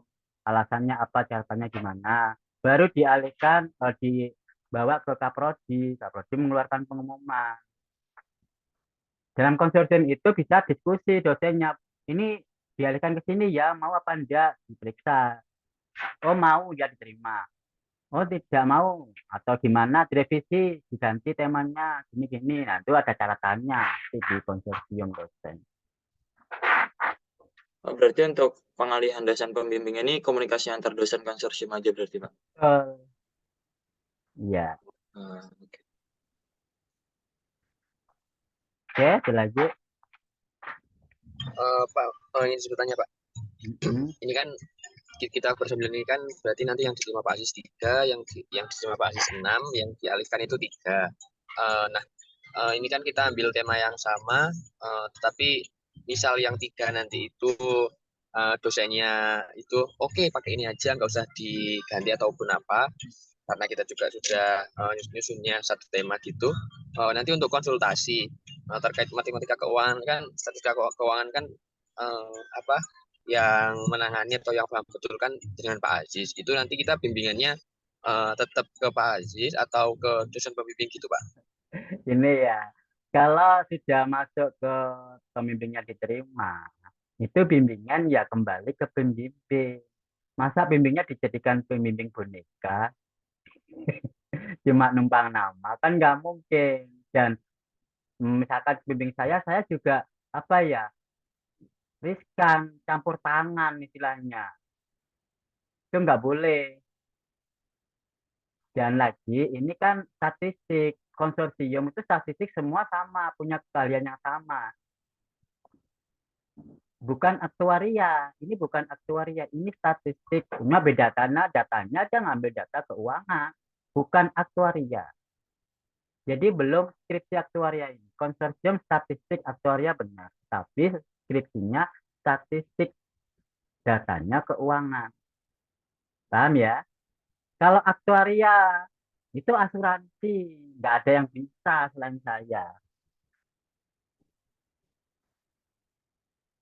Makanya itu belum belum belum saya aktifkan kembali untuk skripsi asuransi ya. Oke, ada lagi?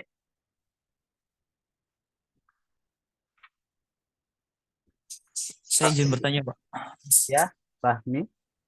Iya, untuk pengajuan proposal itu apakah ada ketentuannya, Pak, sampai beberapa? Ya, jelas ada ketentuan. Di Prodi kan ada itu sampai bab 3. 1, 2, 3 metodologi penelitian. Oh, metode penelitian. Metode. Oke, baik, Pak. Berarti sampai 3 ya, Pak?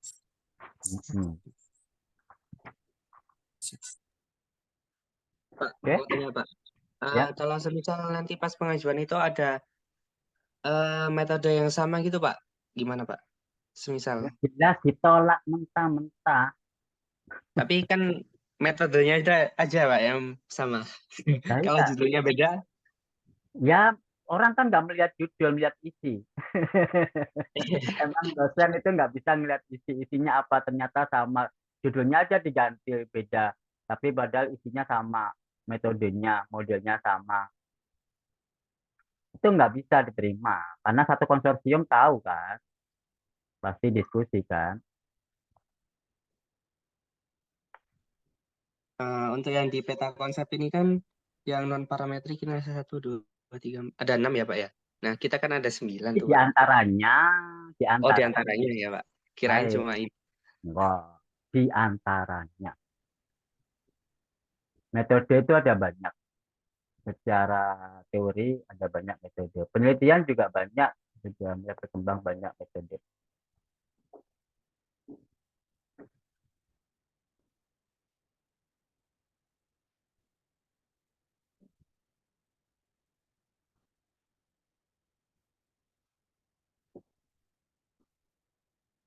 Mau tanya Pak, Ya, lagi, silakan. kita itu harus mencari data dulu apa menyesuaikan metodenya Pak? Nah, kita pakai metode ini, terus nanti kita cari data yang lain apa? Itu apa gimana Pak? Yang dulu Pak. Tadi saya yang jawab itu Fahmi yang nanya kan. Apa sih yang nanya tadi? Hah? Yang tanya barusan siapa? Siapa Fahmi? Syahrul Aziz, Pak. Syahrul. Tadi Mas Fahmi tanya sama Nada kan, Syahrul? Enggak mendengarkan. Ayo Fahmi dijawab. Oh, mohon maaf Pak, saya tadi tanyanya pasan pengajuan proposal aja Pak. Oh, Fahim yang nanya. Aku masih belum pas Fahim dan Fahmin. Fahim yang nanya tadi itu masalah kata. Silakan dijawab Mas Fahim, itu Syahrul. Mohon maaf Pak, putus-putus data apa Pak yang ditanyakan Aziz, mungkin bisa diulangi.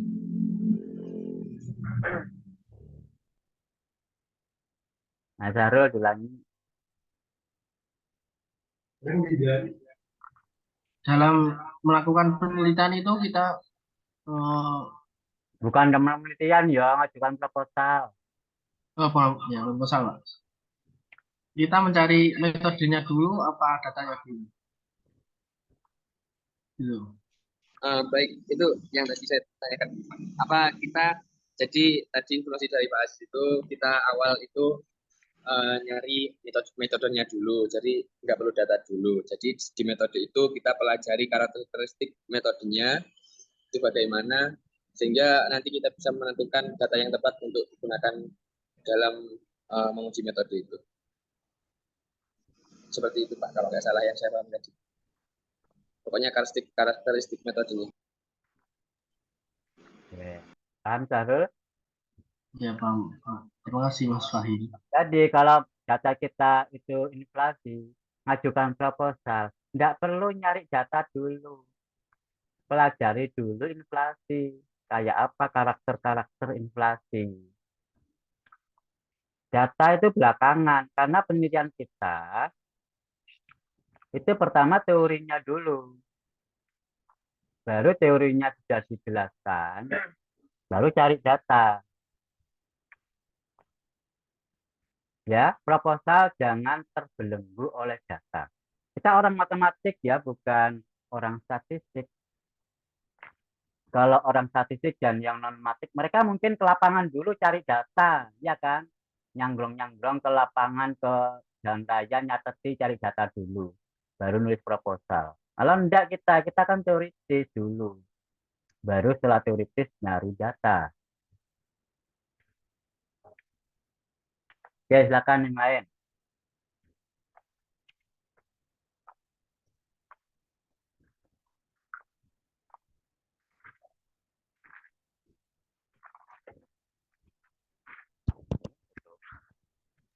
Saya Pak izin tanya Pak, Hmm?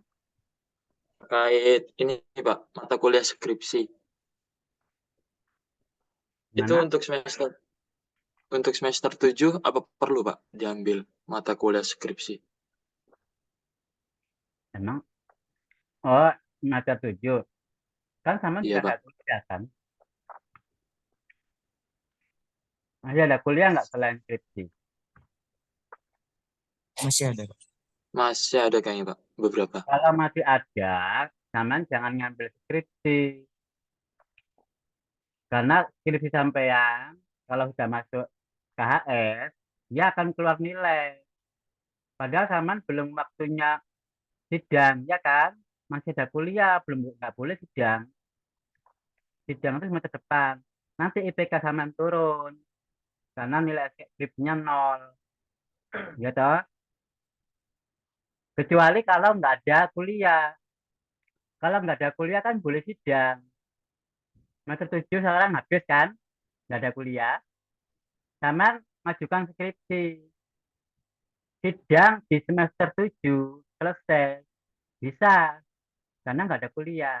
Tapi kalau masih di kuliah, sama nggak boleh sidang semester 7. Sidangnya semester 8.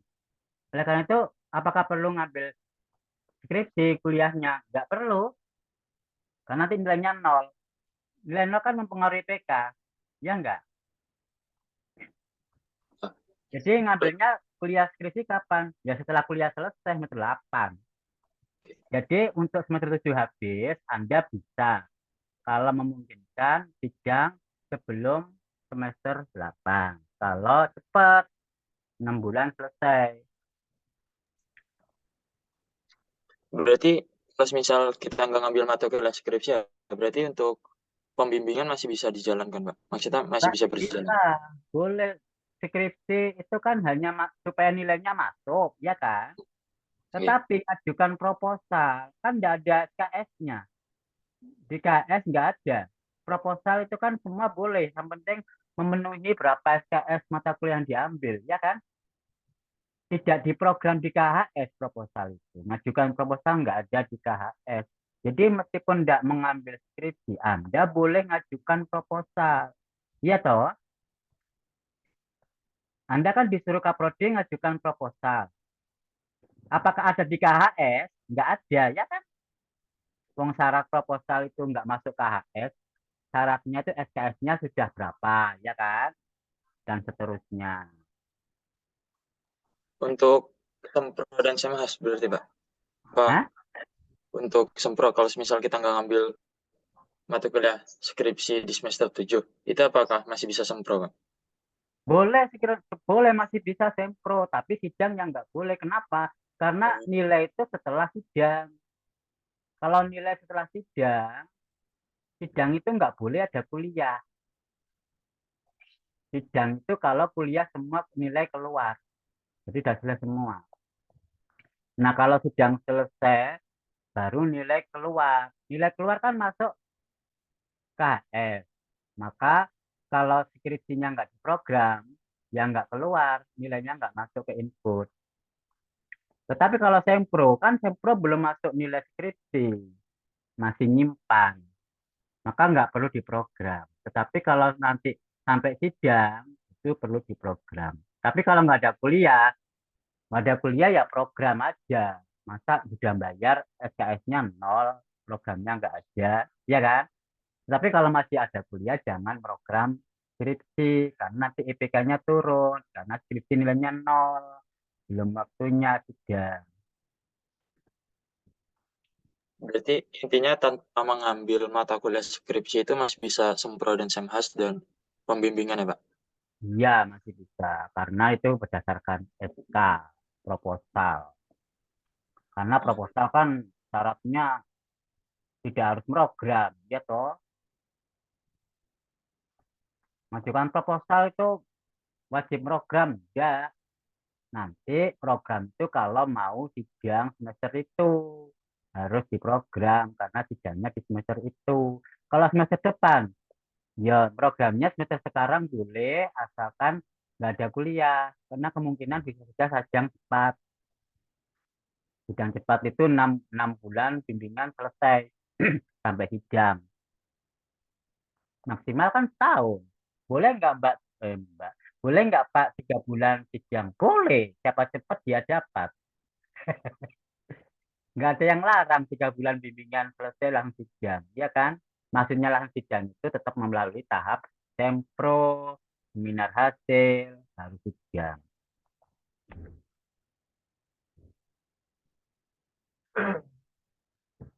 Oke, lagi. Nah, ini Pak, untuk informasi surat edaran pembagian pembimbing itu kapan Pak dari Prodi? Udah ada Kapan? jadwalnya Kak? Nah, tanya ke Prodi. Oh, Kapan pengajuannya, kapan pengumumannya? Tanya ke Prodi. Saya bukan Prodi. oh, iya, Pak. Siapa tahu ada informasi Pak. Nggak ada dosen nggak diberitahu kapan keluar. Itu kan hak prerogatif Prodi, kapan dikeluarkan pengumuman. Ya, ada lagi. Sama satu lagi Pak, terkait tema yang diberikan Pak Ajis. Itu berarti semua dosen konsorsium statistik itu bisa ini Pak, bisa jadi pembimbing. Iya, statistik. Satu Oh, konsorsium bisa jadikan pembimbing satu. oke, siap. Kira-kira ada rekomendasi dari Pak Ajis kah? Yang kira-kira menerima tema kami? Bukan tema kami, maksudnya tema yang diberikan. Anda pengen enak apa enggak? Pengen dosen yang enak apa enggak? Saya kira teman tahu siapa dosen yang enak. Yang enggak enak itu saya. Kalau saksi kan ada Tapi Pak jadi rebutan, Pak. jadi rebutan salah satunya. Padahal masih banyak yang lain. Ada Pak Angga, ada Bu Rini, ada Bu Ria. Sementara 4 itu. Pak Angga, Bu Rini, Bu Ria, Ya, dan Pak Aziz. ya. Nanti kalau Pak Rosi nggak ada, Pak? oh iya 1 plus Pak Rozi. Ini, Pak. Tapi Pak, Sebenarnya gimana Pak? kalau misalkan apa ya pembimbing dalam satu konsorsium itu pengujinya ya satu konsorsium itu sama. Pembimbingnya Bu Rini atau Bu Ria atau Pak Rozi atau Pak Angga, nanti saya pengujinya. Nanti yang bimbingan saya yang menguji mereka. Gitu, satu konsorsium. Ya, tapi Pak, cerita dari kakak-kakak tingkat yang terkait Pak Rozi nggak Pak? Kira-kira menerima tema ini Pak? Karena Pak Rozi itu spesialisnya di kontrol ya, statistik kontrol pengendalian. Kalau Bu Ria cocok ini untuk non parametrik cocok. Kalau Bu Rini spasial time series. Kalau Pak Angga lebih ke program statistik komputasi. Jadi model saya ini cocok ke Bu Ria. Jadi rekomnya tapi Bu Ria bimbingannya susah loh ya. Anda lebih enak bimbingannya susah atau diujinya susah? Tinggal pilih. Waktu bimbingan susah atau waktu ujian susah, tinggal pilih. Kalau saya semua susah loh ya, bimbingan susah, waktu diuji juga apalagi susah. Saya pilih yang mudah semua, Pak. Kalau yang mudah semua itu enggak. Saya kira Bu Rini itu mudah, bimbingan gampang. Tapi kesibukan mungkin menghalangi. Bu Rini yang mudah. Karena kesibukan biasanya langsung ACC gitu. Tapi kalau kadang revisi, wow. Nah, berarti kalau misal pembimbingnya bukan Pak Ajis berarti Pak. Berarti pengujian nanti Pak Ajis Pak. Oh iya, bisa saya, bisa Bu Ria, atau yang lain. Pokoknya dalam bimbing jelasnya ya. Oke. Tapi karena mungkin bimbingnya Bu, misalkan selain saya, karena ini materi ini, maka saya yang akan disesuaikan. Pengujinya disesuaikan. Berarti kita bisa memilih pembimbing, tapi kita tidak bisa memilih penguji. Ngoten ya, Pak? Ya, penguji yang menentukan kaprodi. Enak milih penguji.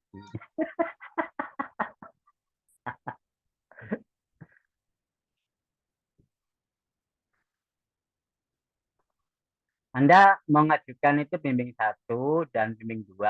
Ya. Bimbing 2 itu kan agama ya. Siapapun bisa toh. Siapapun bisa jadi bimbing kedua. Jadi misalkan begini.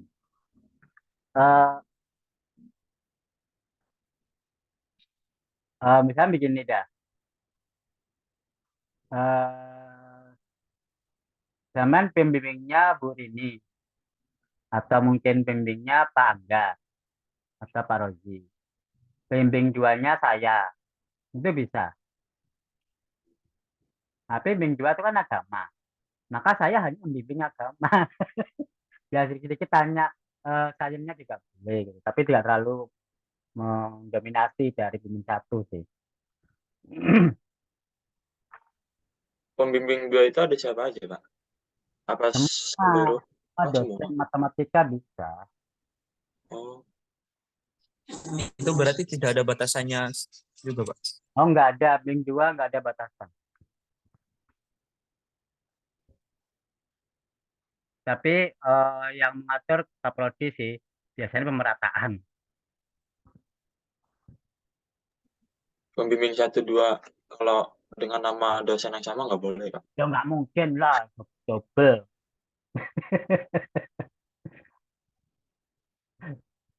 Satu dua masing-masing.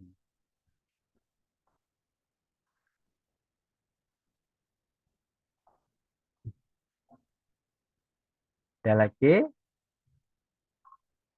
Anda bisa akses e-tesis toh, digital repository di UIN Malang. Anda cari eh, miliknya Kak Tingkat ya yang sudah selesai 6 orang itu, ambil itu kira-kira dibuat sebagai proposal untuk dijadikan bahan referensi ya. Tinggal download kan free ya.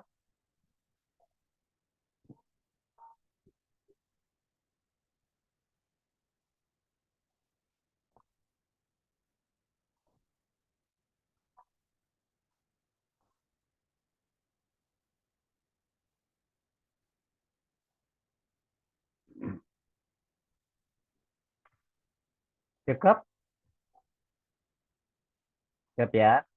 Jadi ini ada gambaran tentang tema yang bisa dilakukan oleh penelitian tahun ini. Meskipun bukan saya bimbingnya, Anda bisa mengambil bimbing yang lain, tapi eh, karena masih dalam satu konsorsium, misalkan ada yang tanya, meneliti tema ini, tapi bimbingnya Bu ini, Bu Ria, Pak Rozi, atau Pak Angga, bimbingan ke saya, itu saya bolehkan. Tapi tidak sefokus bimbingan saya sebenarnya kan, hanya membantu aja. Karena bimbingan saya itu kan tim, jadi langsung jadi satu, enggak satu, enggak. Jadi satu kali bimbingan semua ada. Yang lain yang bukan bimbingan saya boleh ikut, silahkan, tidak dipungut biaya. Boleh, silakan, boleh ikut. Misalkan bimbingnya yang lain, boleh bimbingan saya, boleh. Tapi saya hanya bisa memberikan gambaran, tidak mewajibkan revisi, karena itu menyuruh revisi pembimbing yang lain itu namanya campur tangan, nggak boleh. Gitu ya, cukup? Ya, kalau cukup, jadi pahami mungkin kesempatan selanjutnya eh, didiskusikan di grup setelah Anda mengajukan proposal dan proposal itu sudah masuk ke saya untuk saya seleksi dan SK pengumuman keluar, maka kita akan mulai bimbingan intensifnya. Ingat bimbingannya tim ya, bukan satu. Satu tim semua bimbingan. Jadi kesepakatan kapan waktunya gimana itu satu tim. Karena Pak, tim izin. ya karena tim. Jadi kalau revisi bareng, disalahkan satu, revisi semua, disalahkan satu untuk semua, dimarahi satu mewakili semua, karena bareng hampir mirip. Cukup? Ada Pak, lagi? izin tanya, Pak. Iya, Fadil. Terkait bimbingan itu apakah ada minimal bimbingan, Pak? Misal SK keluar itu dosen wajib minimal berapa bimbingan? Minimal bimbingan itu 10 kali bimbingan baru boleh sidang.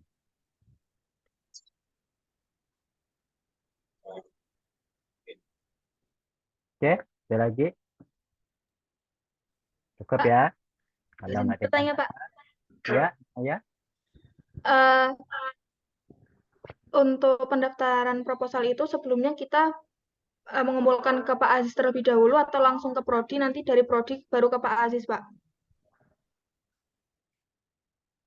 Proposal itu kan dari prodi ke saya yang nanti akan memeriksa dan memilih siapa yang saya terima. Nanti kalau sama sebelum ke prodi ke saya dulu, lek balik meneh dari saya ke saya, dari saya ke prodi lagi ke saya lagi. Lalu ngapain nggak bisa saya lihat? Jadi jalurnya ke prodi baru ke saya. Yang penting saya berikan arah-arahan ini, saya menulis itu kan.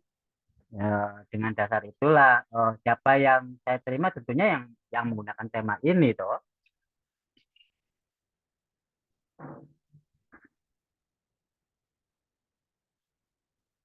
Oke, ada lagi. Oke, kalau nggak ada, segera disusun proposalnya. Ya mungkin boleh judul apa temanya, bab 1, terutama rumusan masalah tujuan itu. Kalau mau dikirim ke saya, silakan melalui grup ya. Untuk mungkin ada periksaan sedikit-sedikit. Bab 1 aja, yang penting bab 1.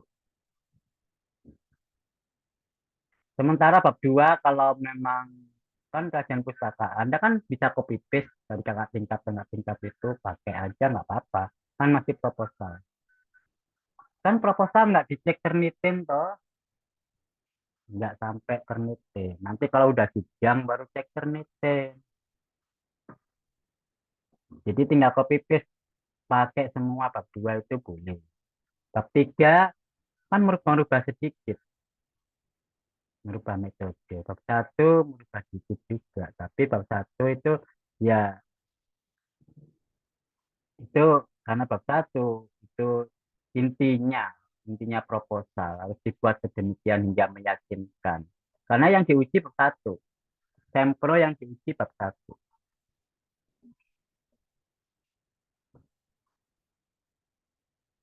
Oke, cukup ya. Kalau udah cukup,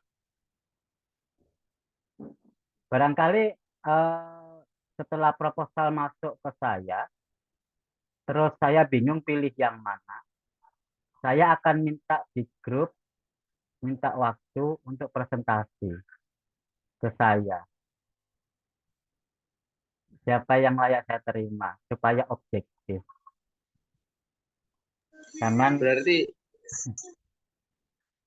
ada kalau kalau kita ngajuin 9 gitu ke Pak Aziz terus presentasi, berarti kita sempro awal dong, Pak.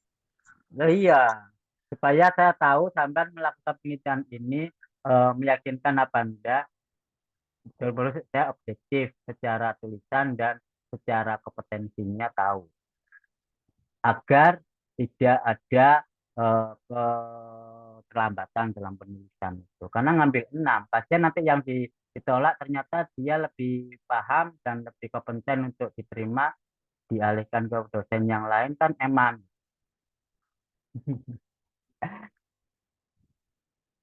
Karena ini kompetensi, karena semua lulus, tapi dialihkan gitu aja. Dialihkan ke dosen yang lain. Nanti misalkan Buria menerima kan, itu ya syukur alhamdulillah bisa menerima karena ini juga sesuai dengan bidangnya Buria juga.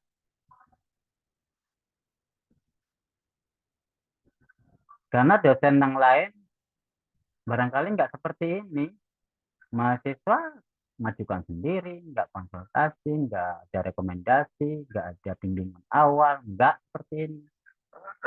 Jadi langsung tembak proposal, ditembak jadi pembimbing gitu.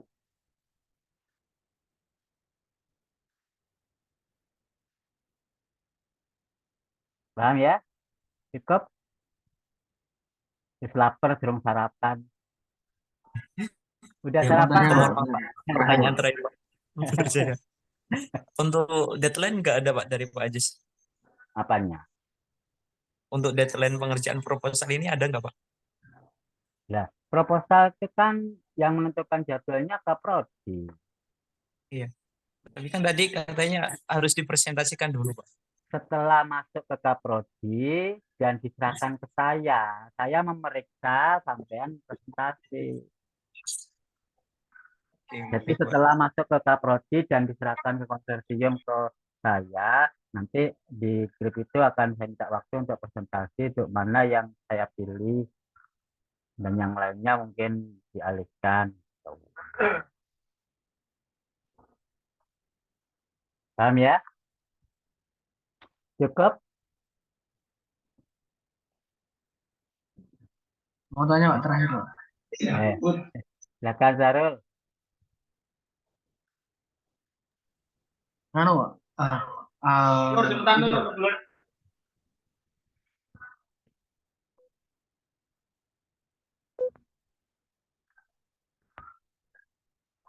Bilang Zarul. Katanya yang buat proposal tadi kan lihat dari katil ya. Berarti buat referensi gitu apa Cok? Apa di samain sama? Referensi. Yang beli yang referensi itu kan bab 2. Yang ada referensinya kan bab 2. Yang proposalnya ya Pak. Ya iya, proposal bab 2 kan yang punya referensi, bab 1 kan teori sedikit referensinya. Bab 1.